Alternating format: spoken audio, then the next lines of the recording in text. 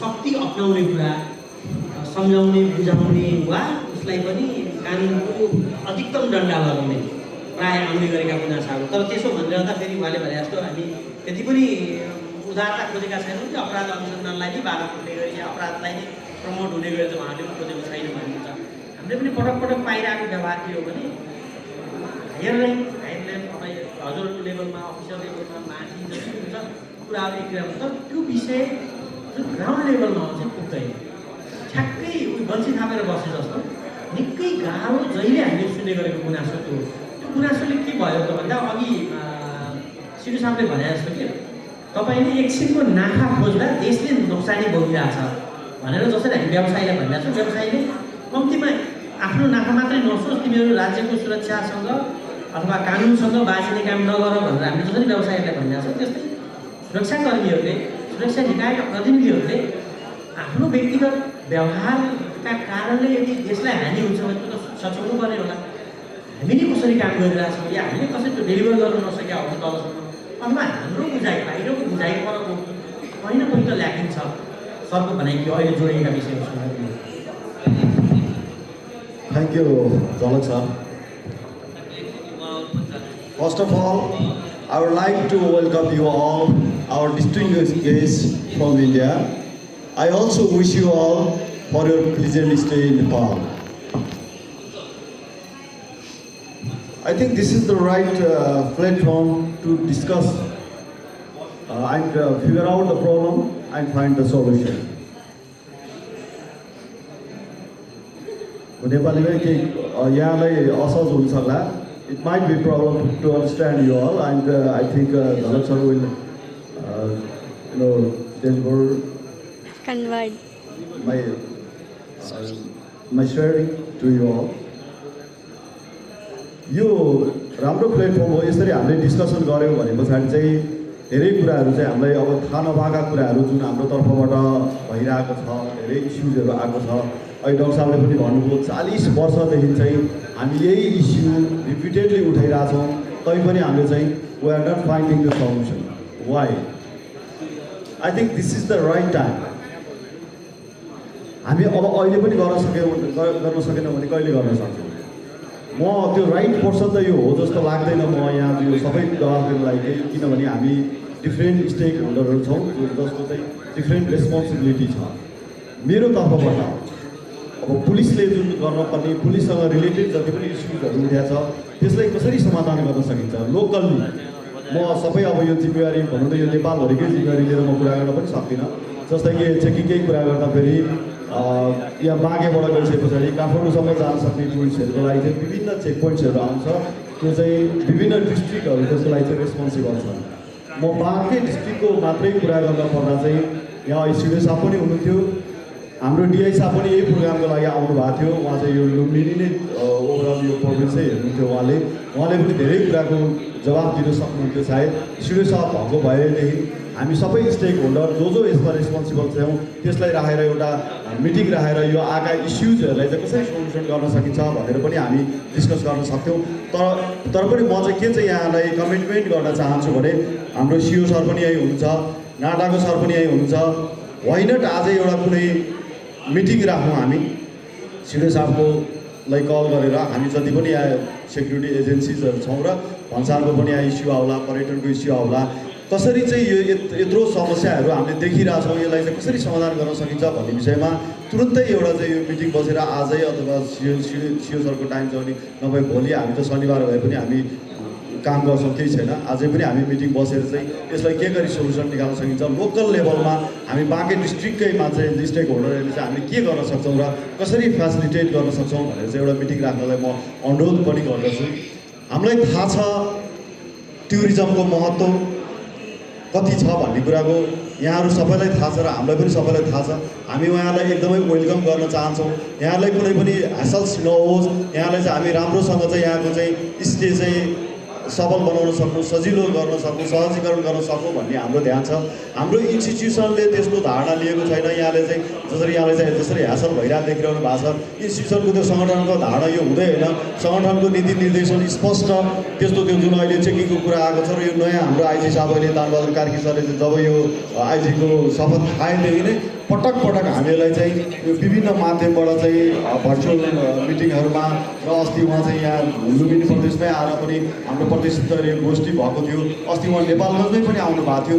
यो प्रब्लमको आइडेन्टिफाई भइ नै सकेको हो। यो जुन अहिले यो चेकिङको गाडीको चेकिङको कुरा गर्नु पर्दाखेरि चाहिँ धेरै समस्या आइरहेको, पटक पटक चेकिङ गर्ने अनि इन्डियन टुरिस्टहरूलाई चाहिँ हासल गर्ने भन्ने कुरा चाहिँ यो चाहिँ आइ नै सकेको छ।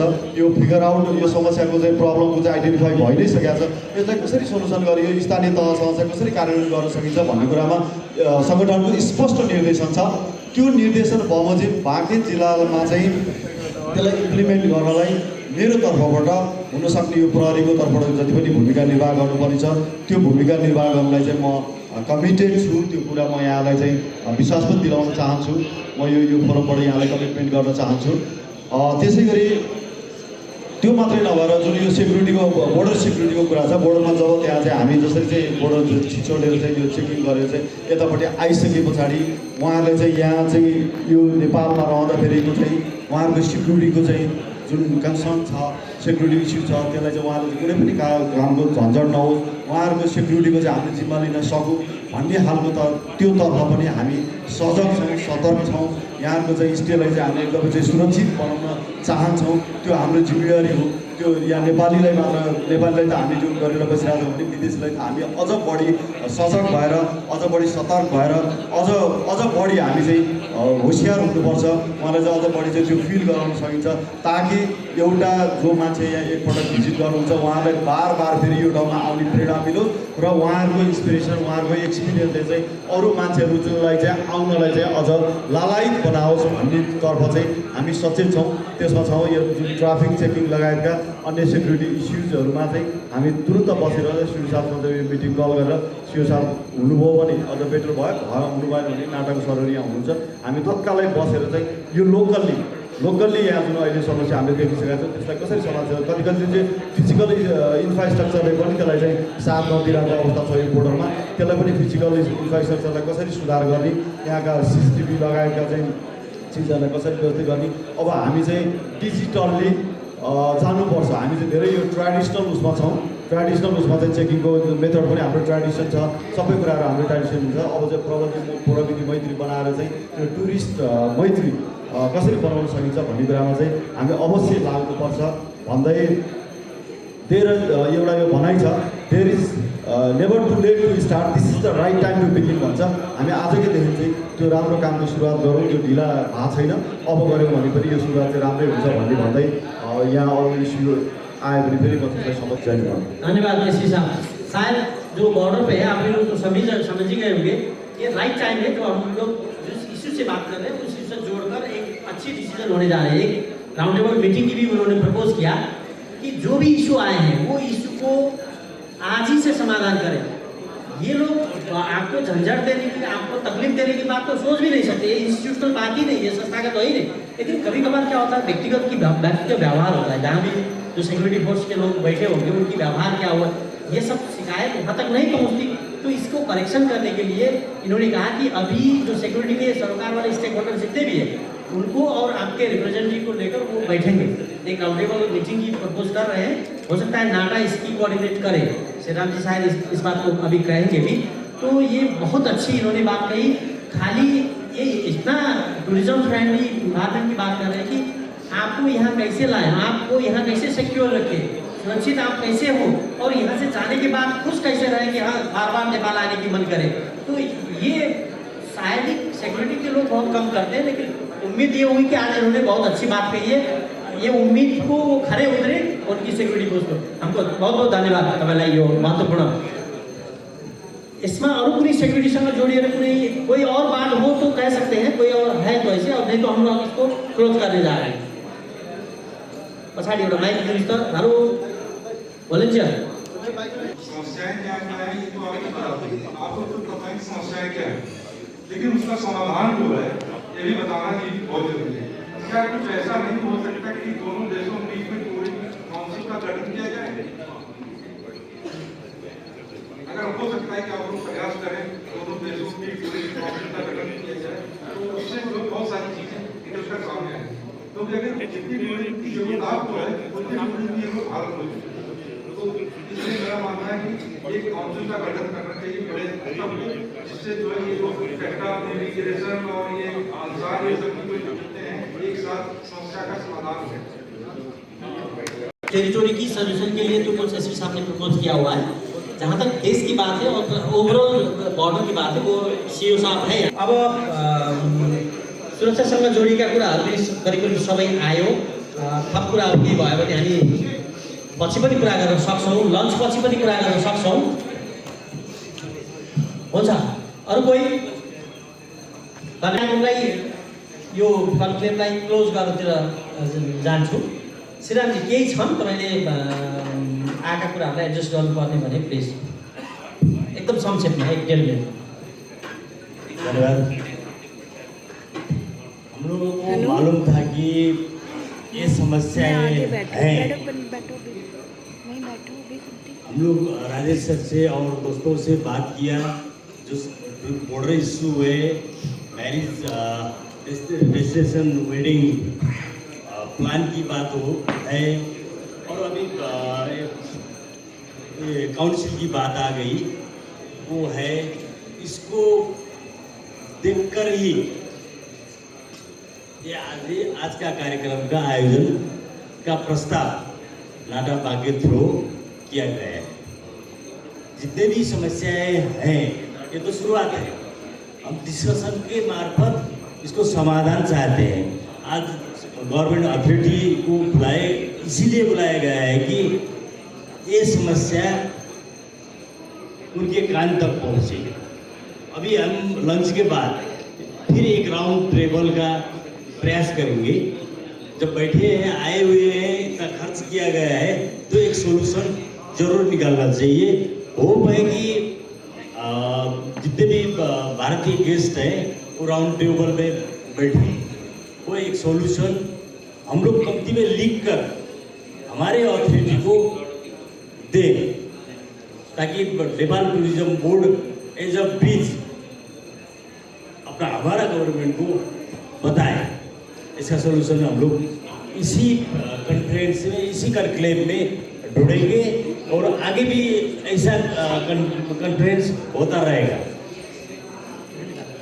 धन्यवाद श्रीरामजी। म रक्षासँग गएँ, संक्षेपमा धेरै कुराहरू आइसक्यो। अब कसरी जाने, टुरिज्म बोर्डलाई यहाँको चाहिँ सुझाव के छ, सुरक्षालाई के छ? सभी को फिर नमन। दो चीज़ अभी यहाँ हमारे आगे आया है। एक, tourism, cross border tourism between Nepal and India across रुपैया बॉर्डर, उसको कैसे सहजीकरण किया जाए, उसके विषय में हमारे बांके जिला के एसपी साहब ने जो बात रखी कि तुरंत टूरिज्म बोर्ड, नाटा, पत्रकार लोग, सीडीओ साहब और एसपी साहब बैठ के भारत से आने हुए टूरिस्ट गाड़ियों और टूरिस्ट लोग को कैसे सहजीकरण कर सकते बोल के तुरंत एक meeting at the local level रखने के लिए जो उनने प्रस्ताव रखा है। मैं नाटा के अध्यक्ष और आज के धलक जी और सीओ साहब को अनुरोध करता हूं कि ये मीटिंग तुरंत रख के local level cross border tourism को सहजीकरण किया जाए। एक ये लेवल में, लोकल लेवल में हुआ, और नेशनल लेवल में अभी सीओ साहब ने हमको इन्फॉर्मेशन दिया कि एक जॉइंट सेक्रेटरी लेवल का बिटवीन इंडिया एंड नेपाल एक कमीशन बना है फॉर टूरिज्म को इन्हांसमेंट के लिए। पर ये मीटिंग 4 साल 3 साल में एक बार बैठता है, इससे कोई अर्थ नहीं आएगा। तुरंत ये काउंसिल को एक्टिवेट किया जाए सीओ साहब, और अक्रॉस इंडियन नेपाल बॉर्डर कैसे टूरिज्म को सहजीकरण किया जाए बोल के इसका विभिन्न एस्पेक्ट, विभिन्न आयाम में छलफल करके विभिन्न निष्कर्ष में निकालने के लिए मैं आपको अनुरोध करता हूं। मेरा बात इतना ही है। सबको नमस्कार, धन्यवाद।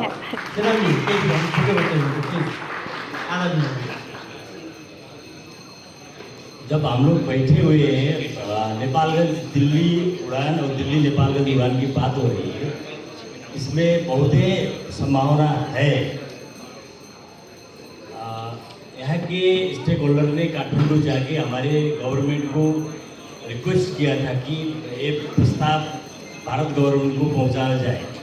हम लोग ये कर सकते हैं, एक मेरा अनुरोध है कि दोनों तरफ के हम टूरिज्म एक्टिविस्ट जितने भी हैं, एक मत से नेपालगंज दिल्ली नेपालगंज का फ्लाइट का प्रस्ताव हम अपने अपने देशों की सरकार को इस आज का कन्क्लेव से प्रस्ताव कर सकते हैं। ये मेरा प्रस्ताव है। अगर सकते हैं तो ताली बजा दें। बहुत अच्छा, चलिए ये अच्छी शुरुआत होगी। जब नेपालगंज पोखरा की बात हुई तो ऐसा ही प्रस्ताव से आगे बढ़ा था। अन्तिममा अब म सिओ साहबलाई नदोहोरिने गरी खास गरी यो वेडिङ डेस्टिनेसनको कुरा पनि नयाँ आएको छ, यो प्रिलिमिनरी रूपमा अभ्यासमा भइरहेको कुरो पनि छ। यो विषय सहितका कुरा राखेर आफ्ना कुराहरू यहाँनिर Thank you very much, Ravi. Most of the things we have received your suggestions and feedback and other questions. So there are things that we need to take from these suggestions and lobby for that. दूसरी बात regarding weddings, I think wedding planners के perspective say there are 3 different components. One is wedding, second is getting blessings, third is honeymoon. So ये different होता है. In Nepal, this can be all in one. Regarding wedding, there are 5 P's we call it. ये 5 P's के perspective say Nepal is the best destination for wedding planners. Because Nepal आने के लिए, for example, if you travel to Thailand or Malaysia or Dubai, you have to take pandits and puja samagris to there. And one P is pandit, a very good pandit you get here, already available in Nepal. And second P is the puja samagris that you have to carry on together with the wedding team that is already available in Nepal in many areas. That is another aspect.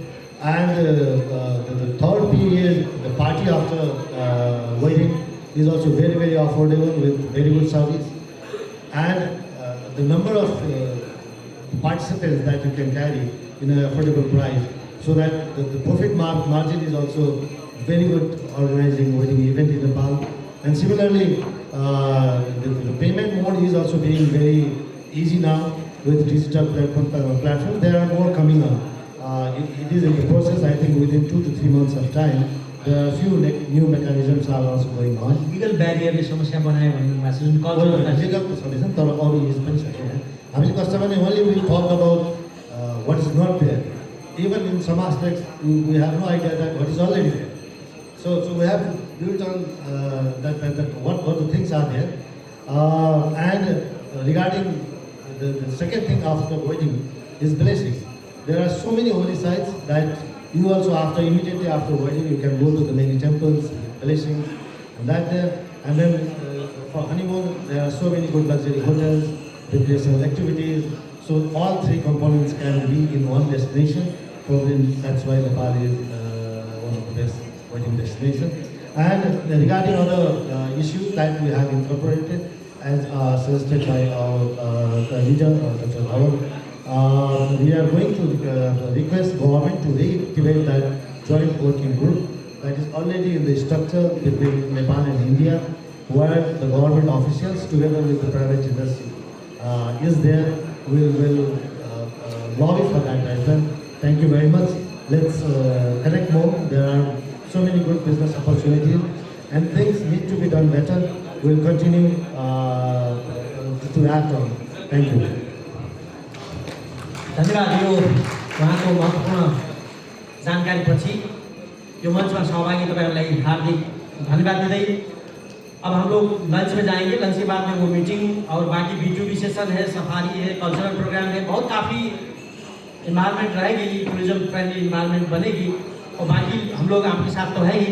ये महत्वपूर्ण session में आपकी सहभागिता के लिए हार्दिक धन्यवाद देते हुए वही बात कहूँगा कि मनस्थिति बदल के एक परिस्थिति ऐसी बना जाए कि सही में कि हम लोग जिस तरीके से एक परापूर्व सलाह काल से बनी हुई एक संबंध को व्यापारिक हिसाब से भी अच्छी और सहज बनाते आगे बढ़े। ये जो प्रयास है ये सब प्रयास का अच्छा रिजल्ट आए। धन्यवाद, नमस्कार।